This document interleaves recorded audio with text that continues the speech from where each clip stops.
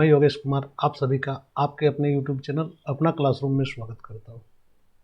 दोस्तों, बड़े खेद के साथ ये कहना पड़ रहा है कि तमाम तरह के चैनलों में इस प्रकार के वीडियो बनते रहे कि नियमावली को लेके क्या हुआ क्या नहीं हुआ। दोस्तों, आप सभी ध्यान देंगे तो आपको एक चीज़ नज़र आएगी कि नियमावली को लेके पूरे झारखंड सरकार मौन रही और अभ्यर्थियों की भावनाओं के साथ खेलते रही।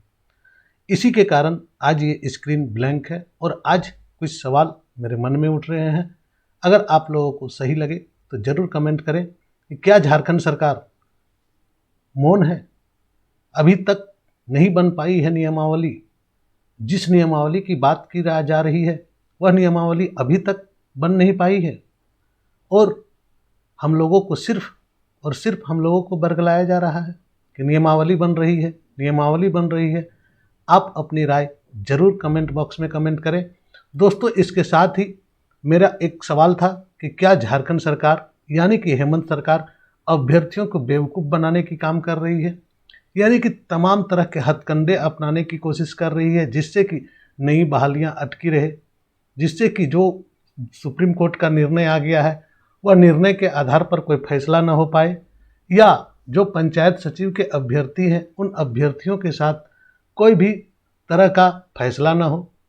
दोस्तों, ये सारी मुद्दे जो है अपने आप में बहुत महत्व रखते हैं। आप जैसे हम जैसे बेरोजगार युवाओं के लिए सरकार का हर एक कदम अपने आप में मायने रखती है और सरकार द्वारा उठाए गए सभी कदमों का हमारे जीवन पर बहुत बड़ा प्रभाव पड़ता है। अभी तक नियमावली के नाम पर कुछ नहीं हुई और कैबिनेट की बैठक हुई, सभी कोई आशा लगाए हुए थे। हम सभी उस पर एक टकटकी निगाहें लगाए हुए थे कि शायद आज कुछ फैसला आ जाए शिक्षकों के बारे में कि उनकी ज्वाइनिंग कब होगी, या कुछ फैसला आ जाए पंचायत सचिवों के बारे में जिनकी वेरिफिकेशन हो चुकी है डॉक्यूमेंट की, उनके बारे में कुछ सूचना आ जाए और सरकार कुछ उचित निर्णय ले। परंतु ऐसा कुछ नहीं हुआ दोस्तों, और कुछ नहीं हुआ। फिर भी बार बार मैं बोल रहा हूँ कि आप लोगों को अभी भी शांत से बैठने की समय नहीं है और ऐसी स्थिति में आपको सरकार से ये पूछनी चाहिए कि क्यों ऐसी हो रही है कि कैबिनेट की बैठक होती है और जो मुद्दे अहम हैं उन मुद्दों के अलावे आप सारे मुद्दों की चर्चा करते हैं, परंतु क्या अभ्यर्थियों की मुद्दा कोई मुद्दा नहीं है।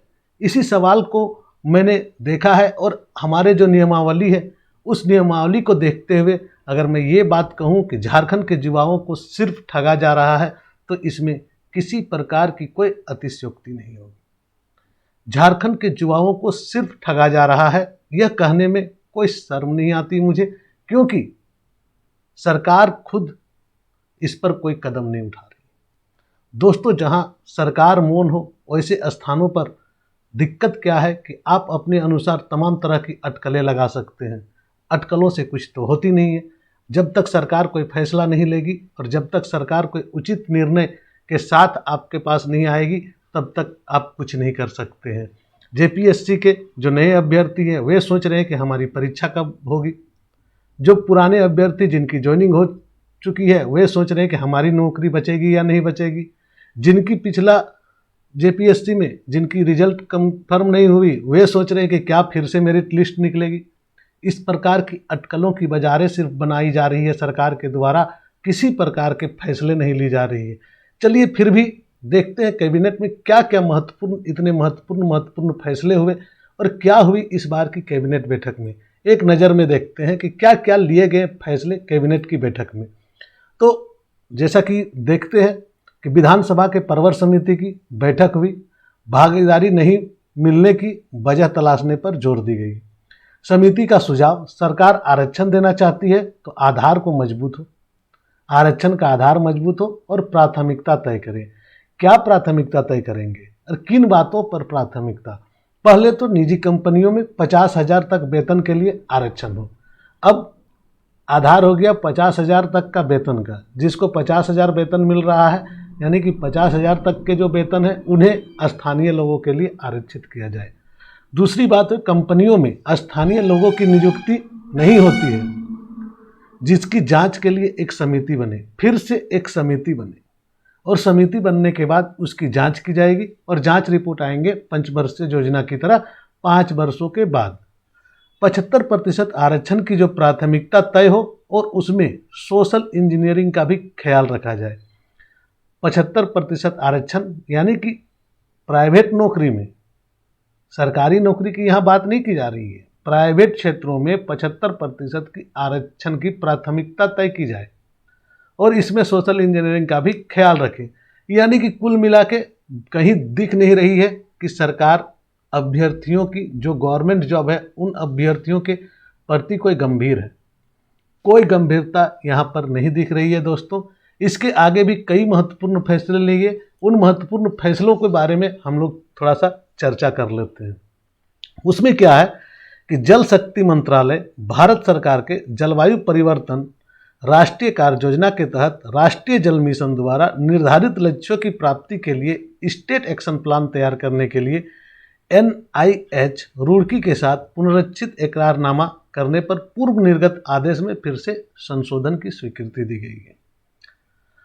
नेक्स्ट है, पूर्व में संचालित केंद्र प्रायोजित अम्ब्रेला समेकित बाल विकास योजना के अंतर्गत केंद्र प्रायोजित विभिन्न योजनाओं को 31 मार्च 2022 तक अवधि विस्तार की जाए, ये फैसला लिए गए। राज्य के सरकारी विद्यालयों में वर्ग 9 एवं 10 में नामांकित व पढ़ रहे सभी कोटि के छात्रों को निःशुल्क पाठ्य पुस्तक उपलब्ध कराने पर सहमति फिर से दी गई। यह तो पहले से भी मिल रही थी।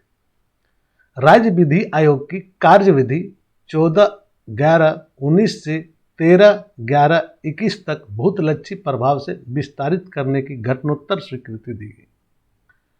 केंद्रीय माल और सेवा कर अधिनियम GST में किए गए संशोधन के आलोक में झारखंड GST अधिनियम 2017 में प्रस्तावित संशोधनों पर अध्यादेश 2021 में प्रख्यापन पर स्वीकृति दिया गया। दीनदयाल उपाध्याय ग्राम ज्योति योजना के तहत विकेंद्रीकृत उत्पादन कार्यक्रम ऑफ ग्रिड के तहत 230 से बढ़कर 246 में सोलर विद्युतीकरण के लिए पुनरीक्षित परियोजना की राशि 104.86 करोड़ से बढ़ाकर 109 करोड़ रुपये करने की स्वीकृति दी गई।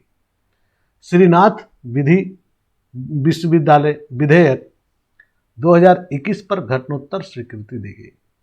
गढ़वा में समाहरणालय का भवन के निर्माण के लिए 53.99 करोड़ रुपये की प्रशासनिक स्वीकृति दी गई। राज्य के औद्योगिक प्रशिक्षण संस्थानों में प्रशिक्षण शुल्क लागू करने व कौशल मनी बढ़ाने का फैसला लिया गया। ITI में नामांकन के बाद प्रशिक्षणार्थियों द्वारा दी जाने वाली कौशल मनी 50 रुपये से वृद्धि करके 500 रुपये की गई। झारखंड राज्य राजमार्ग प्राधिकरण के माध्यम से बरलंगा, नेमरा, पिरगुल, कसमार पथ 27.06 किलोमीटर के 2 लेन चौड़ीकरण व मजबूतीकरण के लिए 176.70 करोड़ की प्रशासनिक स्वीकृति। झारखंड बिजली वितरण निगम द्वारा की जा रही ऊर्जा क्रय के विरुद्ध में सब्सिडी की राशि DVC एवं NTPC को सीधे कोषागार से मुक्त करने पर सहमति दी। इतने सारे फैसले कैबिनेट में लिए गए। एक भी अभ्यर्थियों के हितों में अगर फैसले लिए गए हैं तो आप हमें कमेंट करके बताएं। बल्कि और भी जो प्रशिक्षण शुल्क थे ITI में उसे प्रशिक्षण शुल्क को भी बढ़ाने की बात की गई है। हाँ, हालांकि कौशल मनी जो दिया जाएगा उसे 50 रुपये से बढ़ा के 500 की गई है, परंतु फिर भी जो गरीब छात्र हैं उन्हें प्रशिक्षण का शुल्क तो ज़्यादा देना पड़ेगा।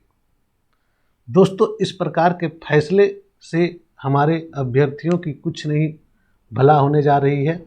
इसलिए सरकार को थोड़ा अभ्यर्थियों के हित को सोचना चाहिए और यह ठेंगा दिखाने वाला काम को बंद करना चाहिए।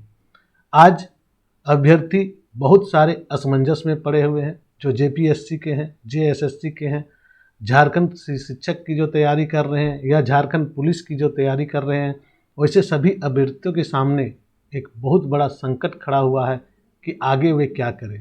तो सरकार उन्हें मार्गदर्शित करे कि उन्हें क्या करना चाहिए, इस दौरान क्या फैसला आएगी, क्या नियमावली बनेगी, कुछ तो बोले, क्योंकि जब तक कुछ बोलेंगे नहीं तब तक अभ्यर्थी तो चुप बैठेंगे नहीं।